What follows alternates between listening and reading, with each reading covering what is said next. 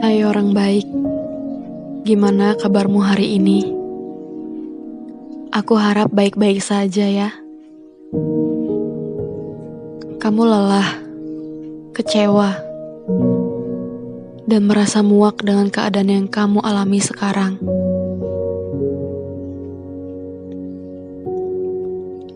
Aku ada di sini untuk menemani kamu, menyemangati kamu, dan mengembalikan semangatmu kembali. Semangat baru yang semakin membara.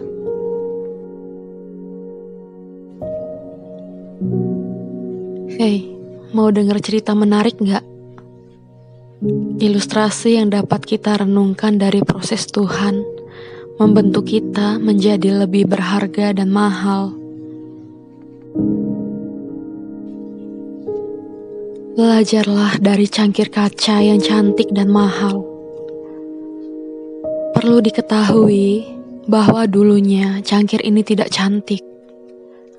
Sebelum menjadi cangkir yang dikagumi, cangkir ini hanyalah seonggok tanah liat yang tidak berguna.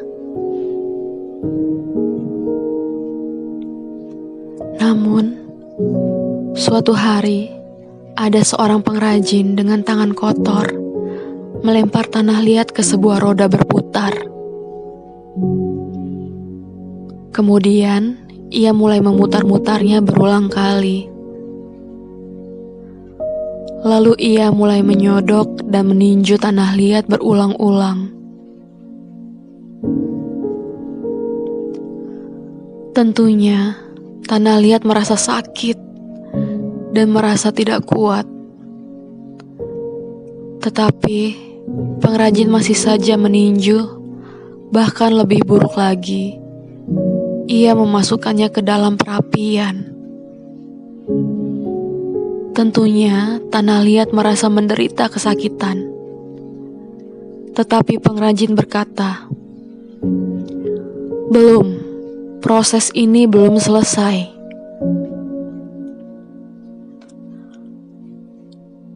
Akhirnya, pengrajin mengangkatnya dari perapian dan membiarkan tanah liat sampai dingin.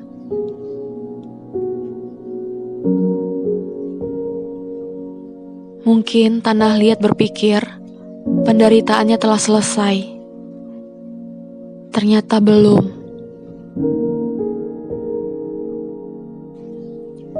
Setelah dingin, tanah liat tersebut mulai diwarnai dan baunya begitu memualkan. Lalu, tanah liat dimasukkan kembali ke perapian yang lebih panas dari sebelumnya.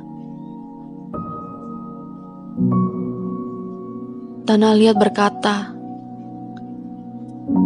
"Tolong, hentikan penyiksaan ini." Sambil menangis,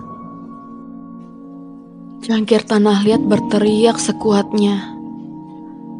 Tetapi orang ini tidak memedulikan teriakannya. Ia terus membakarku. Setelah puas menyiksa, kini aku dibiarkan dingin. Setelah dingin, seorang wanita cantik mengangkat dan menempatkan cangkir tersebut ke dekat kaca. Cangkir tersebut melihat dirinya dan terkejut. Hampir tak percaya, karena di hadapannya berdiri sebuah cangkir yang begitu cantik. Semua kesakitan dan penderitaan yang lalu jadi sirna saat cangkir melihat dirinya.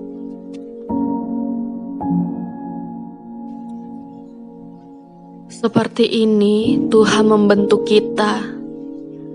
Saat Tuhan membentuk kita, tidaklah menyenangkan, sakit, penuh penderitaan, dan banyak air mata. Tetapi inilah satu-satunya cara baginya untuk mengubah kita supaya jadi cantik dan memancarkan kemuliaannya.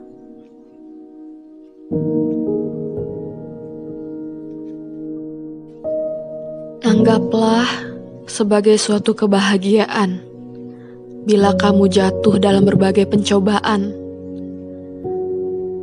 Sebab kamu tahu bahwa ujian menghasilkan ketekunan.